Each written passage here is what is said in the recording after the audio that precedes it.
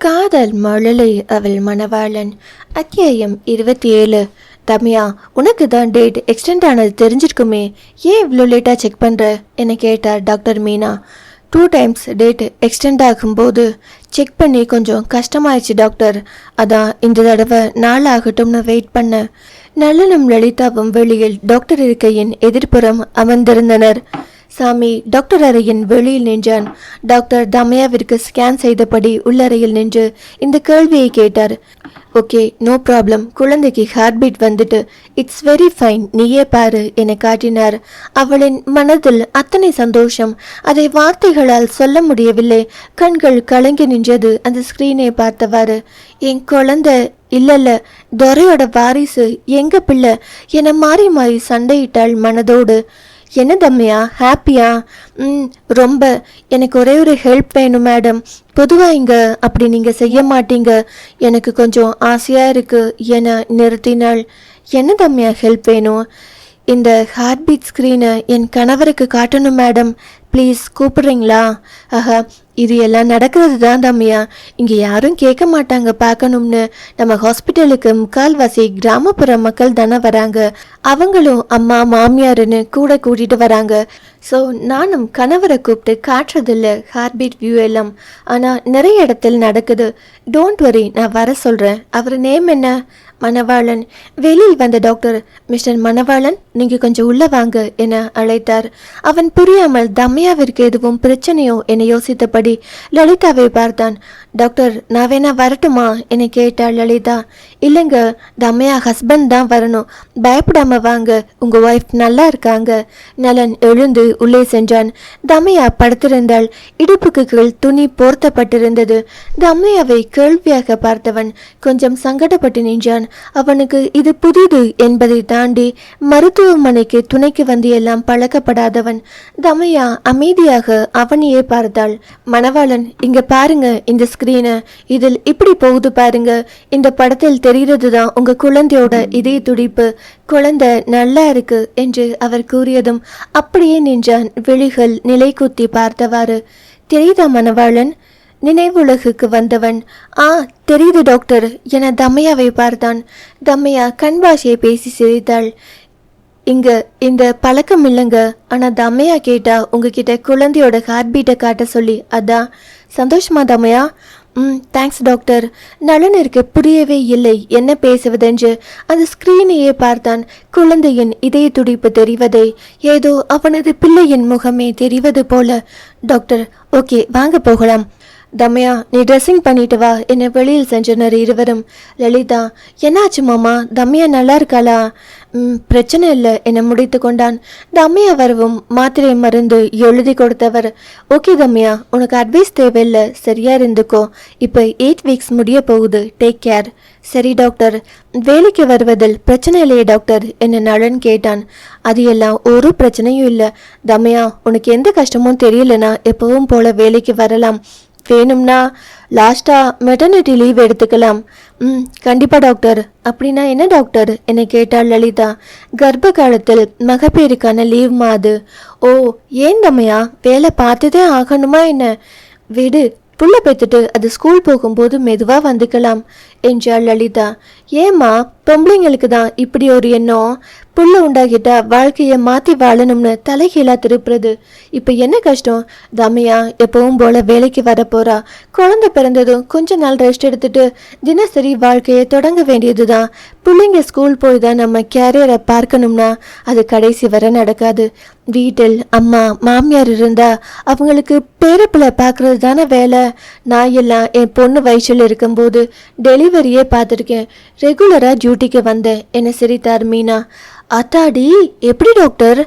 எல்லாம் நம்ம மனசுதாம்மா, நமக்கு முடியல வலினப்படுத்தா படுக்கதான், அதை தட்டி விட்டுட்டு அடுத்த வேலையை பார்க்க போனா அந்த வழியை மறந்துடும் நமக்கு. அப்படிதான் குழந்தைய சுமப்பதும். எந்த மெடிக்கல் இஷ்யூவும் இல்லைன்னா நம்ம சாதாரண தினசரி வாழ்க்கையில் இருக்க வேண்டியதுதான்.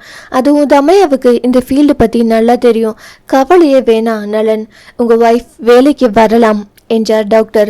நலன் வேலையை தாண்டி விசாரித்தது கிளாஸ் வந்துவிட்டு போகும் காரணத்திற்காக. டாக்டர் நம்பிக்கையான வார்த்தைகள் சொல்ல அவன் முகம் தெளிவானது. டாக்டரின் அறையிலிருந்து வெளியில் வந்தனர். அன்று தங்கத்தின் பிள்ளைக்கு பிறந்த நாள் என்பதால் தான் 1 மணி நேர இடைவேளையில் மூவரும் கோவிலுக்கு சென்றது. அங்கு ஏதேதோ நடந்தமையால் தங்கமும் நதியாவும் திரும்பினர். தமையா நாளை வருவதாக சொல்லி சென்றாள். இப்போது மருத்துவமனைக்கு வந்தவளை விஷயம் அறிந்து கட்டிப்பிடித்து வாழ்த்து கூறினர் தோழிகள். லலிதா, மாமா, நானும் தமையாவும் பஸ்ஸில் போறோம். நீங்க 2 பேரும் உங்க வண்டியில வாங்க. எதுக்கு மறுபடியும் தலை சுத்தல் வந்தா கஷ்டமா இருக்கும் என்றாள். சரி என்றான் நளன். தமையாவிற்கு கோபம் வந்தது. அவனிடம் தன் சந்தோஷத்தை சொல்லி வெளிப்படுத்தும் வாய்ப்பு அந்த புல்லட் தனிமை மட்டும்தான் என யோசித்து வைத்திருந்தாள். தன்னிடம் கேட்காமலே சரி என்று சொல்கின்றானே என கடுப்பானாள். சரி, நீங்க கிளம்புங்க, நான் வெளியில் போயிட்டு வரேன் என்றான் சாமி. என்ன வேலைடா என கேட்டான் நளன் தம்பியிடம். இன்று பேசியதால் இருவருக்கும் அந்த திரை விலகி இருந்தது. ஒரு பார்ட்டி இடம் பார்க்க வரேன்னு சொன்னுச்சுன்னு, அதான் போய் காட்டிட்டு வரேன். போயிட்டு நேரத்தோட வீட்டுக்கு வா என்றான் அறிவுரையாக. என சாமி கிளம்பினான். நீங்க வாங்க, பஸ் ஏற்றி விட்டுட்டு நான் கடைக்கு போயிட்டு வரேன், நீங்க போயிட்டு இருங்க என்றான் நளன். பஸ் ஏற நாங்களே போய்க்கிறோம், நீங்க போய் கடையை பாருங்க, வாங்கக்கா. வரேண்டி என சொல்லிவிட்டு நிற்காமல் நடந்தாள் தமையா. லலிதாவும் கூடவே நடந்தாள். நளன் தமையாவின் பதிலில் ஒரு வித்தியாசம் தெரிய புரியாமல் அவளையே பார்த்தான். அண்ணே, குழந்தையோட ஹார்பீட் எல்லாம் புருஷனுக்கு காய்ச்சது ஒரு கிஃப்ட் மாதிரி. உங்களுக்கு கிடைச்சிருக்கு அந்த வாய்ப்பு, கொடுத்து வச்சவரு நீங்க என்றாள் தங்கம். டாக்டர் கிட்ட கேட்டு அந்த கிஃப்ட் கொடுத்ததே நம்ம தமையாதான். நான் உள்ளதானே நின்ன என பெருமையாக சொன்னாள் நதியா. நளனும் யோசனையோடு சரி நான் கிளம்புறேமா என விலகி நடந்தான். சரசுவுக்கு அது ஆசையிலும் பேராசையாக இருந்தது. இத்தனை நாட்கள் செய்தி கேட்டு தமையாவை முகம் வருடி முத்தம் கொடுத்தார்.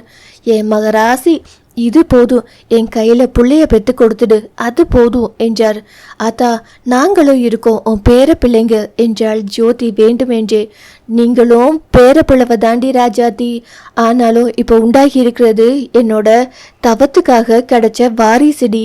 இத்தனை வருஷம் ஏக்கத்தை போக்க வந்திருக்கு என் மூத்த பிள்ளை வாழ்க்கைக்கு என மகிழ்ச்சியில் கண்ணை துடைத்து கொண்டார். தமையாவிற்கு அது புரிந்தது. லலிதா, தமையா நீ உட்காரு, அத்தை விடிய விடிய பேசுவாவோ, அவ்வளோ சந்தோஷம் என குடிப்பதற்கு தண்ணீர் எடுக்க சென்றாள். தமையா ஹாலில் அமர்ந்தாள். ஆத்தா, எனக்கு தம்பியா தங்கச்சியா பிறக்கும்னு ஆசையா இருக்காத்தா? பெரியம்மா, நான் தான் வச்சுப்பேன் சொல்லிட்டேன் என்றாள் ஜோதி. தமையா சிரித்தாள். எந்த புள்ளையா இருந்தா என்னடி, உன் பெரிய பண்ணுக்கு புள்ள பிறக்காதான்னு தவிச்சு கிடந்தேன். அவன் பேரை சொல்லி என் அப்பன்னு சொல்ல, ஆம்பளையோ பொம்பளையோ எப்படியோ நல்லபடியா பிறந்தா சரி என்றாள் சரசு. நளன் தந்தைக்கும் மகிழ்ச்சி பெருகியது. தமையாவை தாங்கினார். அம்மாக்கும் போன் செய்து விஷயத்தை கூறினாள். அவருக்கும் பெருங்குறை தீர்ந்தது என மகிழ்ச்சியில் மனதில் துள்ளி குதித்தார். ஆனால் தாங்கி கொஞ்சி அணைக்க வேண்டியவனோ அருகில் இல்லாததால் முழுமையாக தன் சந்தோஷத்தை அனுபவிக்க முடியவில்லை தமையாவாள். இரவு அனைவரும் தூங்க சென்று விட்டனர். சாமி கூட வந்துவிட்டான் வீட்டிற்கு. நளன் வரவில்லை. தமையா இரவு உணவை முடித்துவிட்டு அறைக்குள் சென்று படுத்தாள் கட்டிலில். கோபமாக இருந்ததால் நளனிற்கு போன் செய்யவில்லை. 10 மணியை தாண்டிய போது நளன் அறைக்குள் நுழைந்தான். இரவு விளக்கு மட்டுமே எரிந்தது. தமையாவிற்கு அவன் வந்தது தெரிந்தமையால் சும்மா கண்களை மூடி படுத்திருந்தாள். நளன் அறையில் விளக்கை போட்டு தமையாவை பார்க்க அவளின் கண்கள் மூடியிருந்தது. தன் சாவி பர்ஸ் பையை டேபிளில் வைத்தவன் பிறகு சென்று உடைகளை மாற்றிவிட்டு வந்து கட்டிலில் அமர்ந்தான். இங்கரே. தமையாவிடம் பதிலில்லை. இங்கரே, நீ தூங்கலன்னு தெரியும் சட்டென்று முளைத்தவள் அவனை முறைத்து கொண்டே. ஆமா, இப்ப என்ன அதுக்கு? சிரித்தவன். உன்ன மாதிரியே பிள்ளை பறக்க போகுது எனவும். ஏன் என்ன மாதிரி பிறந்தா உங்களுக்கு பிடிக்காதோ என எழுந்து அமர்ந்து முகத்தை சுளித்தபடி கேட்டாள். அவளை தன் அருகில் இழுத்து அணைத்தவன். இங்கரே, அது எப்படி பிடிக்காம போகும்? ரொம்ப பிடிக்கும், நான் சமாளிச்சுப்பேன் உன்னையும் உன்னோட மாதிரியையும் என அவளை நெற்றியில் மகிழ்ச்சியாக முத்தம் வைத்தான். போங்குதுர, நான் இந்த விஷயம் தெரிஞ்சதும் எவ்வளவு ஆசையா இருந்தேன் தெரியுமா? உங்க கூட புல்லட்டில் வரும்போது பேசிட்டு தனியா சந்தோஷமா வரலாம்னு நினைச்சா, அக்கா கேட்டதும் என்கிட்ட ஓகேவான்னு கேட்காம சரின்னு சொல்லிட்டேங்க. சரி, வீட்டுக்காவது சீக்கிரம் வரணும்ல. இப்ப மணி எத்தனை தெரியுமா என முகம் வாடியபடி கேட்டாள். லலிதா கேட்டதும் எனக்கு அது சரின்னு பட்டுச்சு, அதான் உடனே சரின்னு சொல்லிட்டேன். அதுவும் நல்லதா போச்சு தமையா என்றான் அவளை தன் மார்பில் அணைத்தபடி. ஏங்க தோர? நான் போயிட்டு இருந்த புல்லட்டில் ஒரு டெம்போ வந்து பின்னாடி மோதிட்டு, அச்சோ உங்களுக்கு ஒன்றும் ஆகலையே என பதறியவள் நிமிர்ந்து அவனை ஆராய்ந்தாள். பயப்படாத, பெருசா அடிபடல, ஆனா தப்பிச்சது பெரிய விஷயம்தான். என்ன சொல்றீங்க? நான் விழுந்த இடத்துல அப்பதான் ஒரு லாரி கிராஸ் ஆணுச்சு. நல்ல வேலை அது போணுச்சு. நான் விழுந்த புல்லட் வெயிட், அதோட ஸ்பீடு கம்மி, அதனால லேசான அடியோட போச்சு. டெம்போ கண்ட்ரோல் இல்லாம வந்துட்டு. புல்லட் மெக்கானிக் ஷாப்ல இருக்கு. நான் பஸ்ல வந்தேன், அதான் லேட்டு. சந்தோஷமான விஷயம் நமக்கு வரும்போது இப்படி ஆக்சிடென்ட்னு சொல்றீங்க தோற, கஷ்டமா இருக்கு என்றால் வருத்தமாக. அவளை தோள் தொட்டு விளக்கியவன், இன்னொரு தடவை இப்படி பேசாத தமையா. நம்ம புள்ள வந்த நேரம் தான் உன்னைய பஸ்ல போக வச்சுட்டு என்னைய பெரிய விபத்திலிருந்து காப்பாத்தி இருக்கு. ஒருவேளை அந்த டெம்போ மோதும் போது லாரியோ வந்திருந்தா எனக்கு முன்னாடி நீ தான் விழுந்திருப்ப என்றான் சற்று அழுத்தமாக. இல்லைங்க, வீட்டுல யாரும் அப்படி நினைச்சிட கூடாதுன்னு பயமா இருக்கு. அன்னைக்கு அம்மாக்கு விபத்தானப்ப அத்தாச்சி வீட்டுக்காரர் உங்களை அப்படிதானே சொன்னாரு. இங்கரே, முதல்ல எங்க யாருக்கும் நம்ம புள்ள பத்தி பேச நான் வாய்ப்பே கொடுக்க மாட்டேன். விபத்து நடந்ததை பத்தி எல்லாம் சொல்ல மாட்டேன். புல்லட் ரிப்பேர்னு சொல்லியிருக்கேன். நீ கண்டதையும் யோசிக்காத. உனக்குமே நீ கோபமாய் இருந்ததால் தான் சொன்னேன். தமையாவிற்கு அவனின் நேர்மையான எண்ணத்தை நினைத்து கண்கள் கலங்கியது. அவனை சற்று அணைத்து அவன் முகம் முழுவதும் முத்தம் கொடுத்தவள், நம்ம பிள்ளை உங்களை மாதிரி குணத்தில் தான் பிறக்கணும் தர என்றாள், கண்களில் நீர் வெளிய. அதை ஏன் அழுதுகிட்டே சொல்ற என கிண்டல் செய்தவனை அடித்தாள். இரு வர என அவன் கொண்டு வந்த பையை எடுத்து அவள் கையில் கொடுத்தான். என்னது இது? இங்கர டாக்டர் கூப்பிட்டு நம்ம புள்ள இதய துடிப்பை காட்டியதும் என் இதய துடிப்பு நின்று துடிச்சது சந்தோஷத்தில். அந்த அளவு மகிழ்ச்சி. அது உன்னால தானே. நான் அப்பா ஆக போறேன், நீ அம்மா ஆக போற. எனக்கு பரிசா நீ இதய துடிப்பை காட்டிட்ட. ஆனா நான் என்ன கொடுக்கறதுன்னு தெரியல. மற்றவங்களுக்குன்னா உன்கிட்ட கேட்டு செய்யலாம், உனக்குன்னா அதான் எனக்கு ஏதோ தோணினதை வாங்கினேன். பிரிச்சு பாரு. தம்மை அவருக்கு சந்தோஷம் தாங்க முடியவில்லை. பிரித்து பார்த்தாள். புடவை அது எடுத்து வெளியில் பார்த்தவளுக்கு அழகாக தெரிந்தது. எப்படி அழகாக தெரியாமல் போகும்? அவனின் அன்பு காதல் பரிசல்லவா அது. நல்லா இருக்கா? சூப்பரா இருக்கு. உங்களுக்கு புடவையெல்லாம் எடுக்க தெரியுமா? தெரியாது. எனக்கு உனக்காக என்ன வாங்கணும்னு தோண புடவை தான் ஞாபகம் வந்துச்சு. நீ அதுல ரொம்ப நல்லா இருப்பல. அப்படியா என ஒரு மாதிரி லுக் விட்டாள். சரி, நான் சொல்றதுல தான். ஆனா நீ புடவை கட்டும்போது எல்லாம் எனக்கு தனியாக அழகா தெரியவ, அதான் புடவையே எடுத்துட்டேன். ஹப்பா, ஒரு வழியா சொல்லிட்டேங்க. என்னன்னு? புடவையில் தனி அழகா தெரிவேன்னு தான். அவளை கண்டு சிரித்தான். ஆனாலும் துர, உங்களை அப்பப்போ நான் டீச்சரா மாறிதான் காதலை வாங்க வேண்டி இருக்கு என அவனின் இரு கண்ணங்களையும் பிடித்து ஆட்டினாள். இங்கரே, என்ன செய்யற என அவளை தடுக்காமல் கேட்டான். இனி நான் என்ன செஞ்சாலும் நீங்க சைலண்டா தான் இருக்கணும். ஏன்னா இங்க உங்க பிள்ளை இருக்குல்ல என கண்களில் மிரட்டி வயிற்றை தொட்டு காட்டினாள். என அவளின் புடவையை விலக்கிவிட்டு வயிற்றில் கை வைத்தவன், எவ்வளோ சந்தோஷம் தெரியுமா? இது எல்லாம் நான் கனவில் கூட நினைக்காதது என அவளின் வயிற்றினை தொட்டு தடவினான். இது நிஜம்தான் தோற. ஆமா என அவளின் மடியில் சாய்ந்தவன் வயிற்றில் முத்தம் வைத்தான். எனக்கு எப்படி சந்தோஷப்படணும்னு கூட தெரியல தமையா. உன்கிட்ட சொல்ல வரல, ஆனா நீயும் இந்த பிள்ளையும் தான் என் வாழ்க்கையில் அர்த்தம்னு தோணுது என அவளை இடுப்போடு அணைத்து வயிற்றில் காத வைத்தவாறு படுத்தான். அவனின் தலைமுடியை வருடியவள், நீங்க சொல்ல எல்லாம் வேணாம், எனக்கு புரியுது தோற. எனக்கும் உங்களை மட்டும் பார்த்துட்டு இருக்க மனசு ஏங்குது தெரியுமா என அவன் தலையில் முத்தம் வைத்தாள். பார்த்துட்டே இரு, விடிஞ்சிடுமே, பரவாயில்ல. தேடிட்டீங்க மழலை மணவாளன். நீ ஆசைப்படுறனா அதை செய்யாம இருப்பேனா இனி? என அவனை தன்னோடு அணைத்தவள் நினைவு வர, சாப்பிட்டீங்களா என்றாள். இல்ல, பஸ்ல வந்தேன்னு சொன்னேன்ல. அச்சோ, எழுந்துருங்க, நான் தோசை ஊத்திட்டு வரேன். இல்ல வேணா விடு, இப்படியே இருக்கலாம். பசி இல்ல, அந்த அளவு சந்தோஷம், வயிறும் நிறைஞ்சிட்டு. இல்ல வாங்க, எனக்கும் பசிக்குது தோற. ஏன் நீ சாப்பிடலையா என எழுந்தான். சாப்பிட்டேன், அத்தை பாசத்தில் ஊட்டி தான் விடல என சிரித்தாள். ஓ, அம்மாவோட ஆசையில. சரி வா, அம்மா செய்யாததை நான் செய்கிறேன், ஊட்டி விட்டா போச்சு என எழுந்து அவளுக்கு கை நீட்டினான் எழுந்து வருமாறு. நல்லா தான் சாப்பிட்டேன், ஆனால் பசிக்குது என எழுந்து அவனோடு நடந்தாள். என் புள்ள அப்படிதான், கண்ட நேரத்தில் பசிக்குதுன்னு சொல்லும். இந்த நேரத்தில் தானே நான் சாப்பிடுவேன் என சிரித்தவனை, ஆளை பாருங்க, வாங்க தர என அவன் கையை பிடித்தபடியே படியிறங்கினாள். அவன் விடவில்லை அவளின் கையை. அழகாக செல்ல தொடங்கியது அந்த இரவும் அடுத்து வந்த நாட்களும். அத்தியாயம் 28. இங்கேரே, எனக்கு ஒரு அவசரமான வேலை வந்துட்டு போயிட்டு 1/2 மணி நேரத்தில் வந்துடுவேன். நீ வேணா பஸ் ஏறி போறியா நேரத்தோட என்னை கேட்டான் நலன் ஃபோனில். பரவாயில்ல தர, நான் வெயிட் பண்ணுறேன். எனக்கும் கொஞ்சம் டவுட்ஸ் இருக்குது, சார்கிட்ட கேட்டுட்ருக்கேன். இங்கே கிளாஸில் வெயிட் பண்ணுறேன், நீங்கள் வாங்க. அப்படின்னா சரி, இடையில டப்பாவில் இருக்க பழத்தை சாப்பிட்டுக்கோ. அது எல்லாம் முடிஞ்சிட்டு. நான் வேணா நட்டிக்கிட்ட வாங்கிட்டு வர சொல்லவா? ஐயோ படுத்தாதீங்க, உங்கள் பிள்ளை அமுல் பேபியாக வந்துடும். ஃபோனை வைங்க என சிரித்தபடி கட் செய்தாள். காளிதாஸ் அவளுக்கு நீட் நுழைவுத் தேர்வுக்கு வகுப்பெடுப்பவர். அது அவர் வீட்டின் மொட்டை மாடி. தமையா தனியாக சென்று ஃபோன் பேசிவிட்டு வந்தாள். என்னம்மா, நலன் வந்தாச்சா? இல்லை சார், அவர் வர கொஞ்சம் லேட் ஆகுமா? ஓ, நீ உட்காந்து படிமா, வந்ததும் போகலாம். நான் கீழே போயிட்டு வரேன் என கீழே இருக்கும் தன் வீட்டுக்கு சென்றார். தமையாவும் சில ஃபார்முலாஸ் போட்டு சால்வ் பண்ணி பார்த்தபடி அமர்ந்திருந்தாள். வகுப்பு முடிந்து மாணவர்கள் அனைவரும் சென்று விட்டனர். காளிதாசின் சென்டரில் அந்த வகுப்பு பாட பகுதிக்கு ஆசிரியர்கள் வருவார்கள் சொல்லித் தருவதற்கு. காளி இயற்பியல் எடுப்பவர். சற்று நேரத்தில் மாடிக்கு வந்த காளிதாஸ் அவள் எதிரில் அமரவும் தமையா கேட்கும் சந்தேகத்தை விளக்கி சொல்லிக் கொடுத்தார். தமையா இதுவரை பார்த்திராத வாத்தியாரின் மனைவி பால் மற்றும் சில பழ வகைகளோடு வந்தார். இங்க வெயிஜயா என்றார் காளி. அவரும் தமையா அருகில் வைத்தவாறு எடுத்துக்கோமா என்றார். இல்ல பரவாயில்லம்மா என்றாள் தமையா கூச்சப்பட்டவாறு. தமையா, இவங்க என் ஒய்ஃப், பேரு ஜெயா. உட்காரு ஜெயா, நீயும். பசங்க எல்லாம் போயாச்சு, தமையா ஹஸ்பண்ட் இன்னும் வரல என்றார் காளி. வணக்கம்மா, உங்களை நான் பார்த்ததே இல்லை. நான் மேலே வரவே மாட்டேன் தமையா. ஆனால் இங்கே படிக்கிற எல்லார் பற்றியும் உங்கள் சார் விலாவரியா சொல்லிடுவார் என சிரித்தார் ஜெயா. ஓ சரிங்கம்மா, இந்த ஃப்ரூட் சாப்பிடு, பால் குடி, அப்போதான் உன் குழந்தை ஹெல்த்தியாக இருக்கும். நான் கன்சீவாக இருக்கேன்னு உங்களுக்கு எப்படி தெரியும்?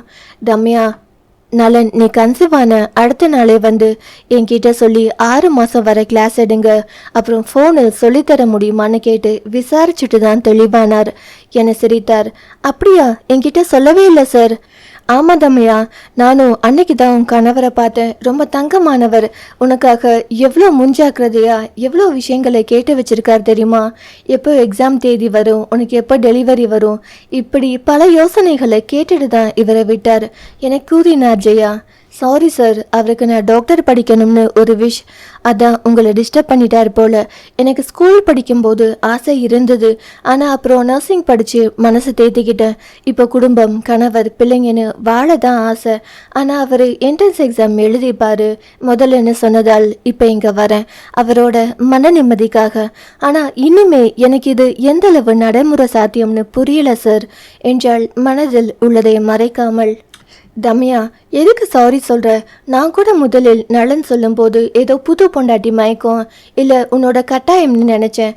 ஆனால் நீங்கள் வந்ததும் தான் புரிந்தது உனக்கு இருக்கும் திறமை, உன் மேலே அவருக்கு இருக்கும் நம்பிக்கை பற்றி. அதனால் நீ நெகட்டிவாக யோசிக்காத என்றார் காளி. ஆமாம் தமையா, நீ முடிஞ்சளவு படி. உன்னால் ஃப்ரீ சீட் வாங்க முடிஞ்சா அது நலனுக்கு கிடைத்த வெற்றி தானே என்றார் ஜெயா. புரியுதுமா, ஆனால் குழந்தைய பற்றி யோசிக்க வேண்டியிருக்கே என வயிற்றில் கை வைத்தாள்.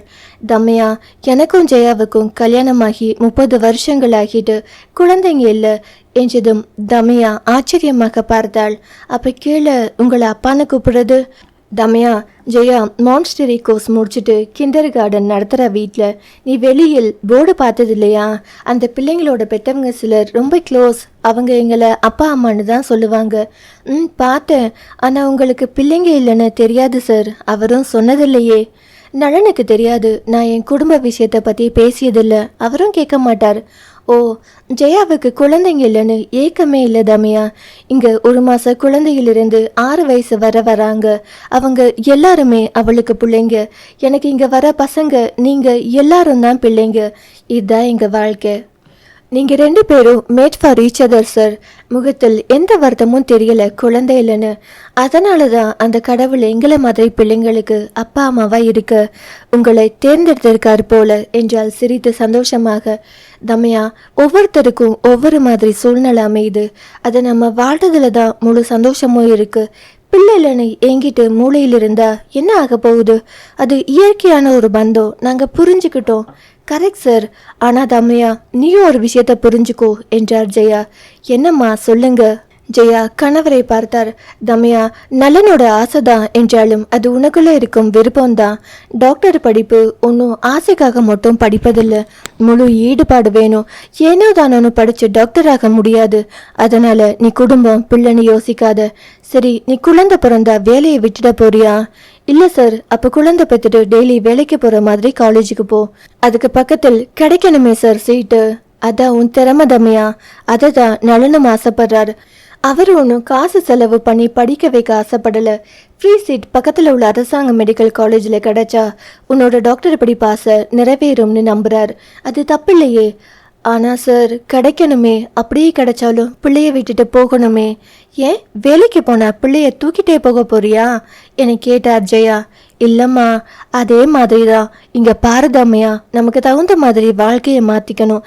உன் கணவர் ஊர் குடும்பம்னு இல்லாமல் வெளிநாடு எதுக்கு போனார்? இப்போ கிராமத்தை விட்டு எதுக்கு கடையை டவுனில் வச்சிருக்கார்?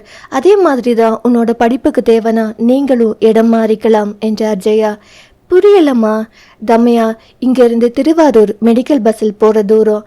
அந்த பக்கம் தஞ்சாவூர் மெடிக்கல் காலேஜ் உன் ஊருக்கு பக்கம். இது ரெண்டில் உனக்கு சீட் கிடைச்சா உன்னோட ஆசை நிறைவேறும். திருவாரூர் காலேஜ்னா நீ நலன் டவுனுக்கே வீடு மாற்றி வந்துடலாம். குழந்தைய ஜெயா கிட்ட விட்டுட்டு போ.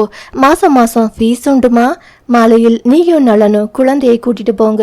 இப்போ என்ன, வருஷம் முழுசமாக காலேஜ் போக போகிற? லீவுக்கு ஊருக்கு போங்க.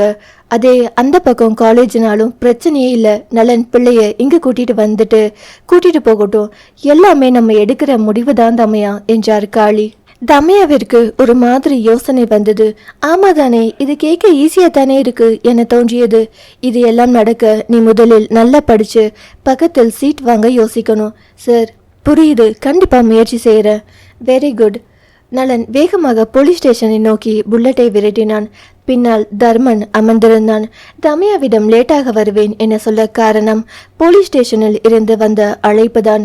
அதை சொன்னால் பயம் கொள்வாள் என்று அரை மணி நேரத்தில் வருவதாக கூறினான். எதுக்கு மயில்சாமி அண்ணனான்னு கேட்டாங்க. இவன் எதுல மாட்டிக்கிட்டான்? ஒருவேளை அந்த கும்பலில் மாட்டிட்டானோ என எண்ணிக்கொண்டே சென்றான் தர்மனோடு. எதுக்குடா வர சொன்னாங்க? தெரியல, போய் பார்த்தா தான் தெரியும் என தம்பியை பற்றி சொல்லாமல் அழைத்து சென்றால் நண்பனும் மச்சானும் ஆகியவன். போலீஸ் ஸ்டேஷன் உள்ளே நுழைய எஸ்ஐ அமர்ந்திருந்தார். நலன் எழுத்தாளரிடம், என் பேரு மணவாளன், இங்கிருந்து ஃபோன் வந்தது, வர சொல்லி மயில்சாமி என நிறுத்தினான். சார் இருக்காங்க, போய் பாருங்க. நன்றிங்க என நடக்க. டேய், சாமி பேர் சொல்ற, என்னடா விஷயம்? வாடா, போனா தெரியும் என்னன்னு. அங்கு அமர்ந்திருந்த எஸ்ஐ நலனுக்கு தெரிந்தவர். வாங்க மணவாளன், நல்லா இருக்கீங்களா? என்ன விஷயமா வந்திருக்கீங்க? நீங்களா சார்? நான் நல்லா இருக்கேன். நீங்க நலமா? என் பேர் சொல்லி இங்க வர சொன்னாங்க.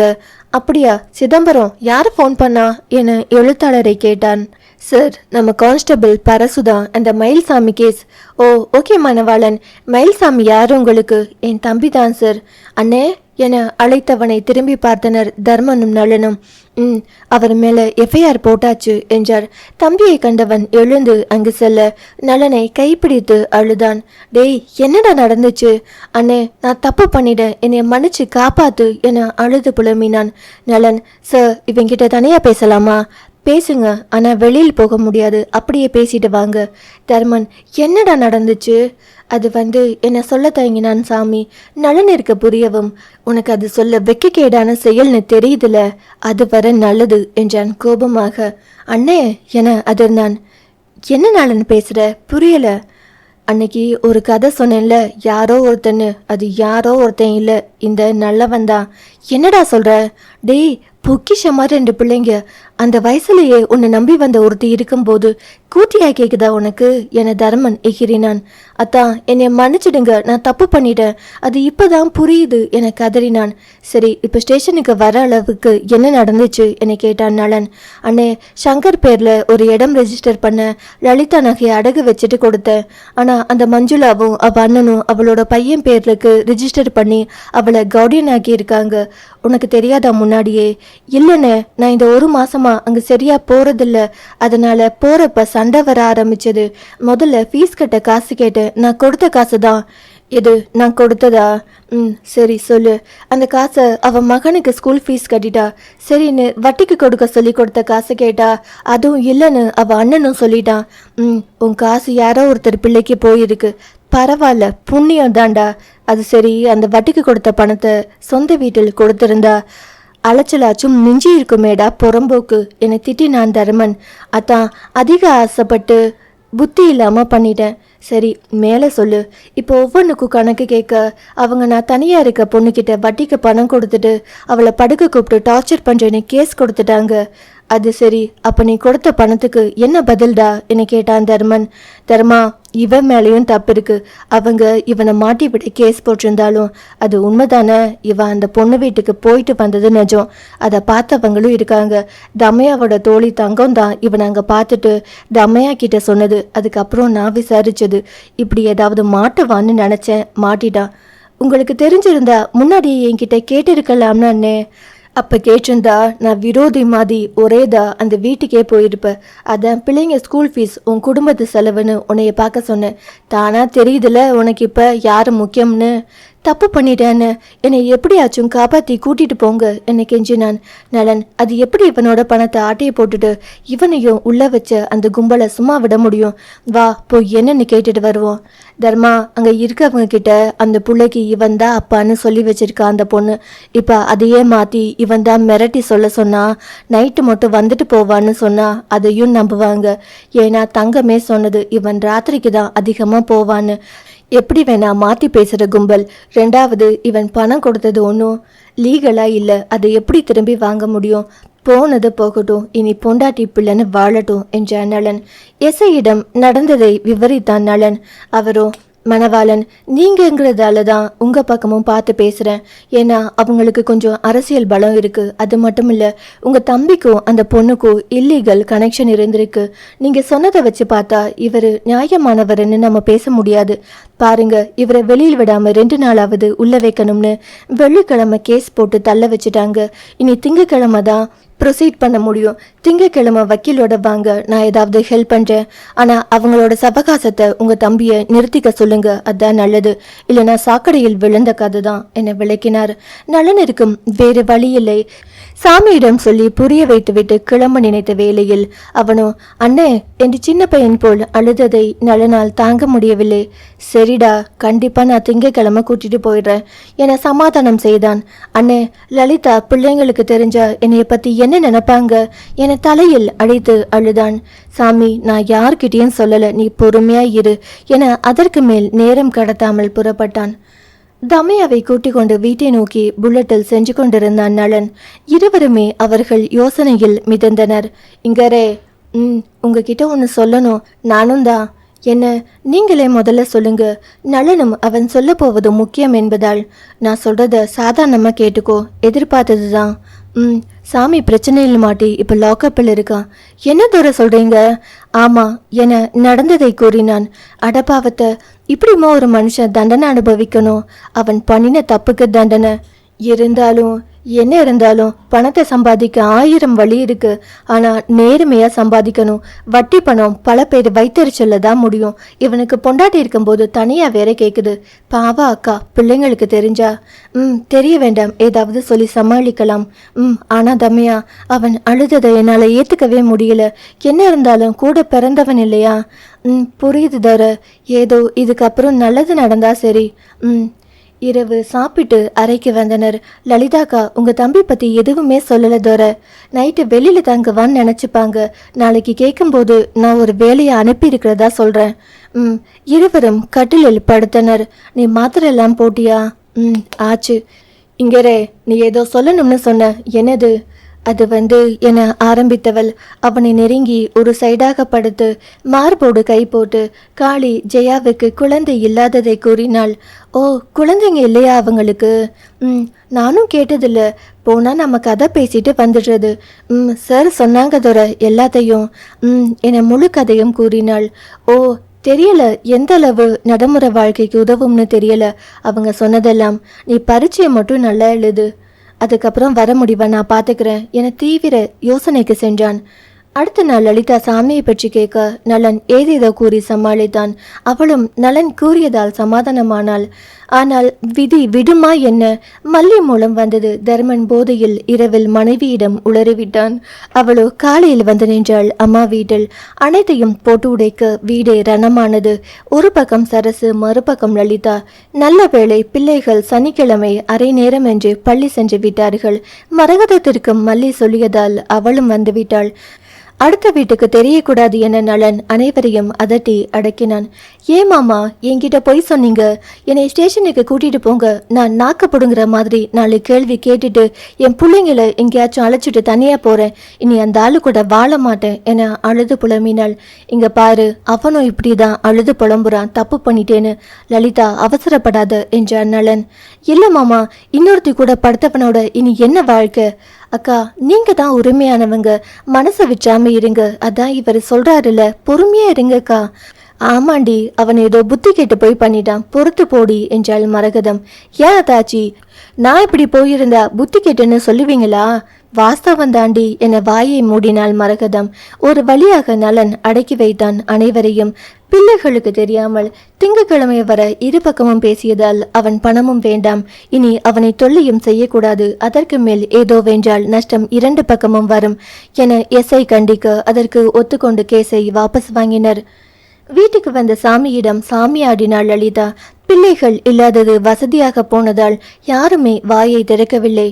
ஏன் மாமியாரே, இனி என்னைய ஓடி வந்தவன்னு சொல்லுவீங்க? அப்படி சொல்லும்போது நானும் சும்மா இருக்க மாட்டேன் என பத்திரக்காளியாக மாறினாள். ஏயா, நான் பத்தல உனக்கு? எவ பிள்ளைக்கோ சம்பாரிச்சு கொடுத்தியா? நாங்க எதுக்குடா உனக்கு? நானும் உன்னைய மாதிரி போயிட்டு வரவா? எவனாச்சும் உன்னைய மாதிரி எனக்கும் 4 காசு தருவான்ல, என் பிள்ளைங்களுக்கு ஆகும்ல என்றவள் காலில் விழுந்து மன்னிப்பு கேட்டான் சாமி. அதை பார்த்த அனைவருக்குமே அவன் நிலை பரிதாபமாக இருந்தது. நலன் சொல்லித்தான் கூட்டிக் கொண்டு வந்தான். லலிதாவிற்கு தெரிந்து விட்டது. ஆனால் பிள்ளைகளுக்கு தெரியாதென்று ஆடியவாறு மலை இறங்கினாள் லலிதா. அவன் காலில் விழுந்த நேரம் வேறு வழியின்றி இறுதியில் கணவனை மன்னித்தாள். நலன் தர்மனை முத்தியது தனி கதை. ஆனால் சொல்ல முடியாத அடிகள். பாவம் அவன் நிலை. குடிக்கும் போது பொண்டாட்டி கிட்டவே போக கூடாது என முடிவெடுத்திருந்தான். வீடு பழைய நிலைக்கு திரும்பவில்லை என்றாலும் நலனும் தமையாவும் மாற்ற முயற்சி எடுத்து வெற்றியும் பெற்றனர். அந்த 1 மாதத்தில் பிள்ளைகளுக்கு பெரியவர்கள் சண்டை என மட்டுமே விளங்கியது.